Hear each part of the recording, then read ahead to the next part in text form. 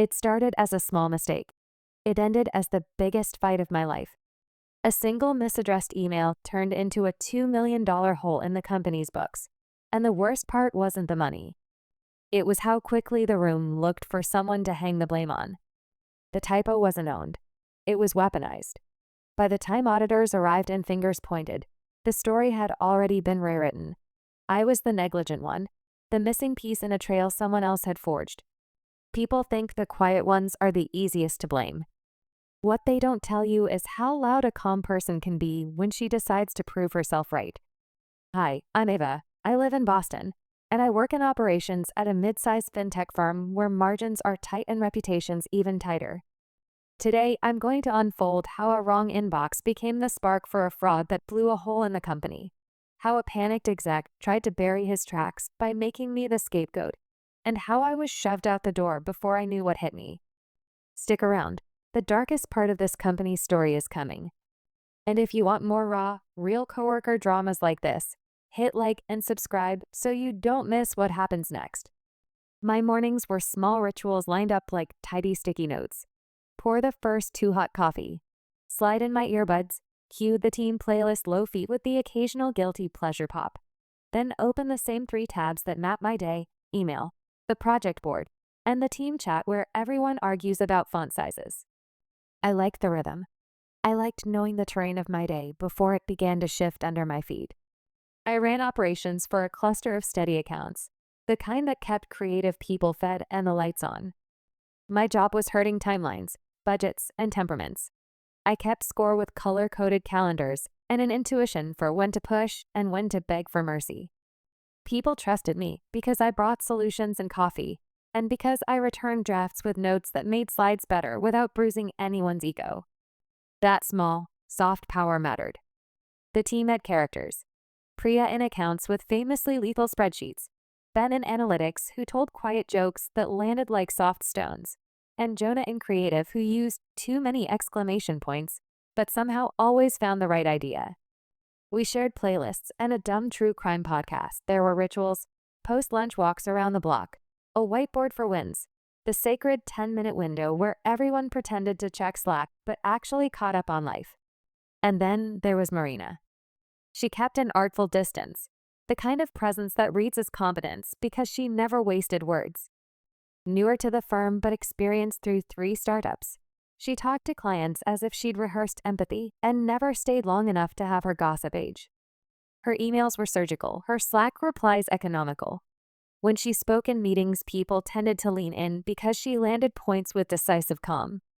What made her dangerous, in a quiet way, was how quickly she judged incompetence. She had a phrase she flung like a coin. Some people just don't know how to communicate. Most of us laughed and moved our lunches elsewhere. But the line settled in the room like a slow metronome, and I noticed she'd been angling for the promotion that had been promised last quarter. That hunger made her sharper. So when she marched up to my desk that Tuesday, cheeks flushed with practiced purpose, it drew attention. "Why haven't you answered any of my emails?" she snapped, skipping hello. I blinked.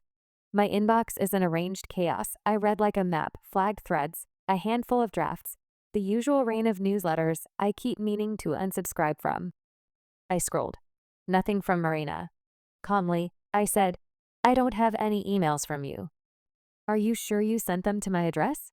She gave me that look, the one that flattens nuance. People who can't communicate. Marina, wait. Let me check again. I dug into the search bar, typed her full name, then added our domain. No hits. The room leaned in. Chairs shifted. Conversations quieted. I could feel eyes like dabbed paint along the edges of my day. The punchline landed as a screenshot she thrust at me. An email thread she'd been sending for 3 weeks to a Laura with our company's domain, only it wasn't me. It was a different Laura in compliance with a slightly different handle. For a second, the absurdity played like a sitcom beat. People snorted, embarrassed laughter ripple rounded the desks. It was a perfectly human mistake. But Marina didn't soften. If anything, her expression tightened as if the error were an opportunity. "It isn't funny," she said, too deliberately. "Someone needs to be on top of communications." That's how things slip through the cracks. It could have ended there, a forwarded message, a shrug, maybe a coffee, a quick apology. Instead, the missent messages did what small mistakes sometimes do. They met a person who needed a story and who was prepared to tell it. When mistakes meet power, they stop being funny. They become the first lever in a larger machine. Marina's jaw set in a way that told me she intended this to be the start of something, not the end of it. After that day, Marina's mistake stopped being a joke and started being a story. A story she repeated, in clipped tones during meetings, in passing comments near the coffee pot, until people started to half believe it. Ava drops the ball, I overheard once. The phrase landed like a rusted nail. And then Ethan, the CEO's son, began circling my desk with more questions than usual, the kind that sounded casual but felt curated. I didn't know it then, but the wrong inbox was already being polished into Exhibit A. By the time the real disaster struck, the wire alert that blinked $2 million into a stranger's account, the room already had a ready-made villain in mind. When the payments alert threaded into my inbox that noon, the subject was so clinical it felt obscene. Urgent, wire confirmation discrepancy. The body of the message was short and brutal. A vendor account had received an unexpected routing from our treasury ledger. The amount blinked on my screen like a jaundiced star. $2 million. We build our process maps so people don't panic when numbers get big. Double approvals, 2-person sign-offs, a treasury admin who holds the final button. Our whole operation was designed to catch the sort of human error that feels inevitable sometimes. So when a transfer that massive cleared, the first thing people did was stop pretending it was a mistake. The word fraud swam in the air before it even had permission to be true. The boardroom filled with that particular hush that means adults are doing damage control. Ethan, the CEO's son, sat at the long table with a legal pad he kept drumming his knuckles on like a nervous metronome. Mr. Conway paced near the windows, the city a gray smear out past him. Talia at HR listened with the kind of composure that lives on the edge of being impenetrable. They sent it to a third-party account, the treasurer said, and it cleared. It's gone. Who initiated? Mr. Conway asked, eyes landing on Ethan. Ethan leveled the practice shrug he'd perfected in networking rooms. I forwarded the vendor confirmation, he said. The wire followed the beneficiary listed. It was the kind of non-answer meant to sound transparent. You were on the thread, Ava, the treasurer said, looking at me with an expression that read equal parts apology and calculation. We need the headers and timestamps. Now. I didn't flinch. I was used to tracing ghosts in server logs. I'll pull everything, I said. Full headers, timestamps, IPs, whatever you need. The boardroom wanted the simplest, cleanest story. Negligence, a human weak link, a scapegoat. They found the obvious person, the operations manager on the thread, the person who in the press-friendly version of things had the clearest connection to vendor onboarding. That obvious read on paper is a cruel thing in life. It's simple, it checks the right boxes, and it makes authorities feel efficient. They suspended me within a day. The formal language, temporary removal, pending investigation, was a sugar coating on a blade. People stopped sending me messages that read like invitations. Conversations at desks shortened. My desk calendar went blank of meetings and file check-ins. The staff Slack that once lit up with GIFs and bad coffee photos simply dimmed. Ethan told his stories in corners and staircases. He claimed he had forwarded confirmations and that some part of the chain had been broken or altered. Marina, who had taken the wrong inbox matter and sharpened it into a performance, told HR that she'd emailed me repeatedly and received no reply, proof of non-responsiveness. Her voice was steady in the recorded interview. There was a rehearsed cadence to how she phrased neglect. That the story could be made to fit matters does not make you complicit. It makes you vulnerable. People choose neat explanations when the truth is messy. The tidy tale takes less energy to rehearse and is, therefore, more comfortable.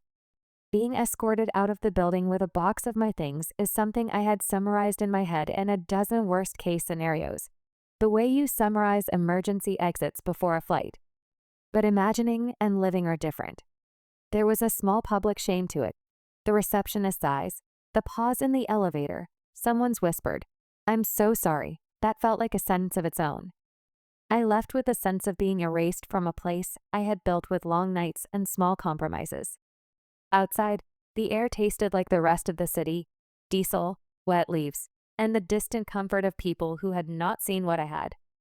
Daniel met me at the curb with the kind of earnest face I loved, sympathetic, furious on my behalf, but also afraid for me.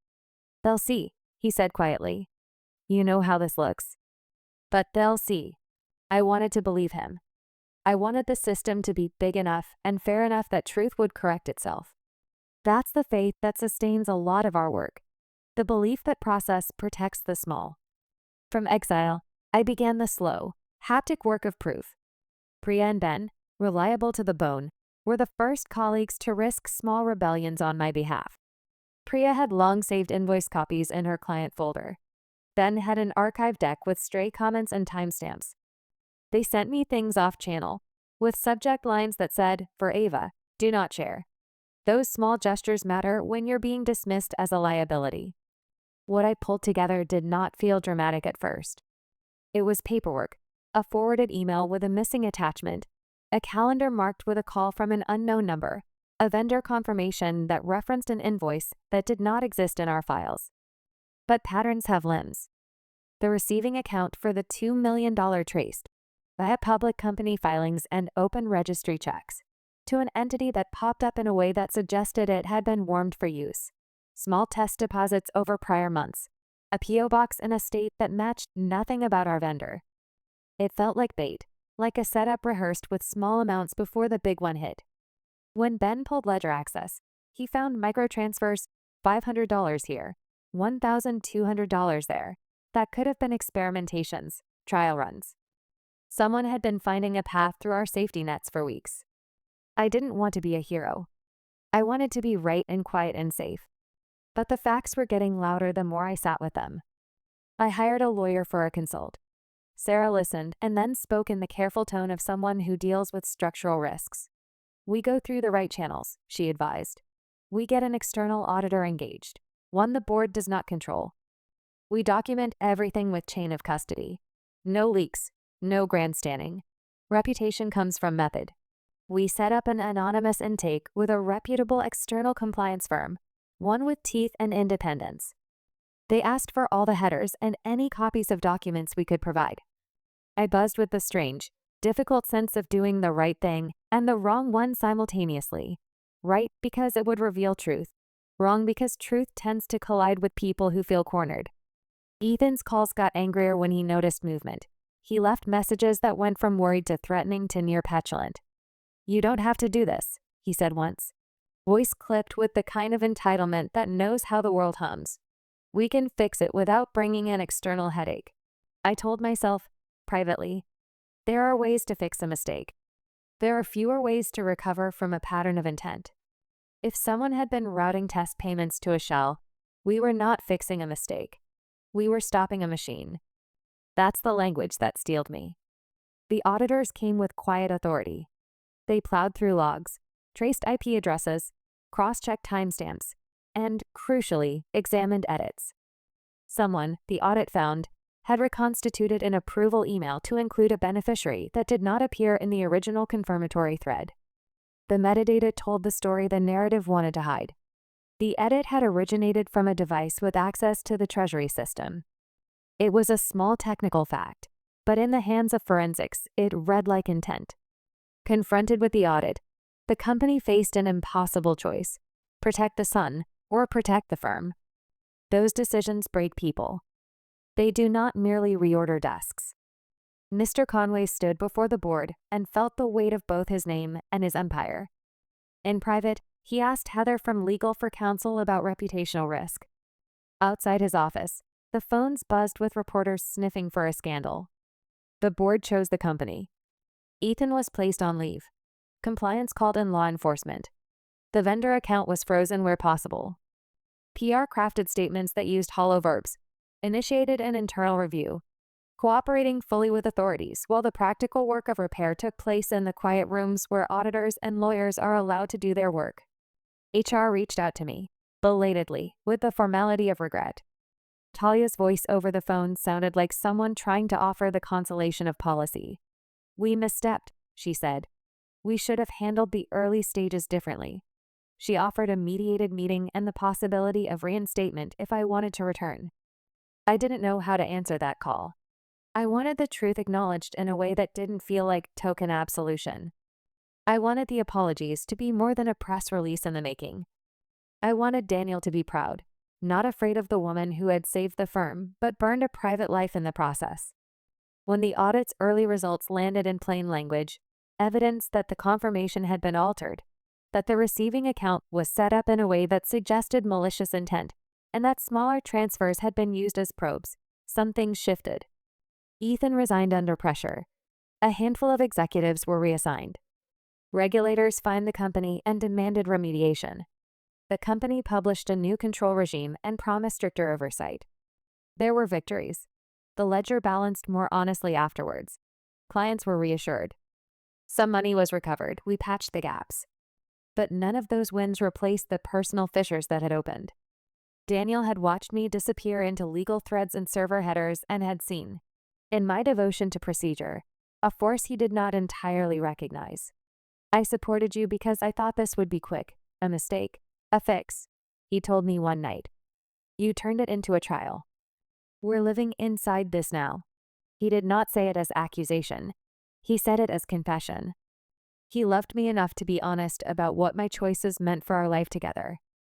He wanted gentleness. He feared a life where every slight was documented and logged. There's truth in both positions. My insistence on a clean record, on airtight proof, had saved people's livelihoods. It had also changed me. It had given me a defense that felt like armor, and armor is heavy to sleep in. We tried to bridge it. We tried counseling. We tried quiet dinners where phones were left in another room. But the gap became a map of two directions. He wanted a partnership that could bend without counting. I wanted to live in a world where harmful patterns are named and stopped. We each felt betrayed by a prioritization the other could not fully understand. So the relationship, which had been steady and kind, unstitched. Not with anger, but with the slow, stubborn sadness of two people who love each other enough to let go when they see the other growing toward something incompatible. He left gently, leaving the coffee mug we'd bought together in the sink, his hand on my back like an apology. I kept working with the auditors and the investigators. They thanked me in ways that felt abstract. "You were instrumental," they'd say. People in compliance circles sent me polite notes, invitations to panels, even a job offer from a firm that knew how to value an insider who could read systems for patterns. Ben and Priya remained my study companions. We replayed pieces of the puzzle slowly and with more ease. When the dust settled formally, HR offered reinstatement and an apology letter cleared by legal. The board issued a short statement about values and controls. But I understood what Talia meant when she said, "We misstepped." Apologies do not naturally rebuild the social capital that friendships are built on. Some colleagues remained distant. Some never spoke of what had happened again. The place had been saved. The particular home I'd loved became smaller in the ways that mattered most. The lessons I walked away with aren't fancy, they're simple, and they cost me a lot to learn. First thing, all those boring approvals and double checks everyone rolls their eyes at, they're not red tape. They're guardrails. Without them, one mistake or one bad actor can take everything down. Second, if you ever have to prove the truth, do it clean. Keep your receipts, keep your timestamps, and don't cut corners. Evidence only works if it can't be twisted. And the third one hurts the most. Doing the right thing doesn't mean you walk away whole. Sometimes you win the fight, but lose something softer, a relationship, a sense of belonging, the home you thought you had. Nobody warns you about that part. The truth came out. The company survived. But me? I walked away with scars you won't see on paper. Sometimes you win the battle and still lose your place in the story. That's what nobody tells you. The right choice can cost more than the wrong one. If you've ever felt blamed for something you didn't do, hit subscribe. I've got more stories like this, and trust me, they're only getting darker.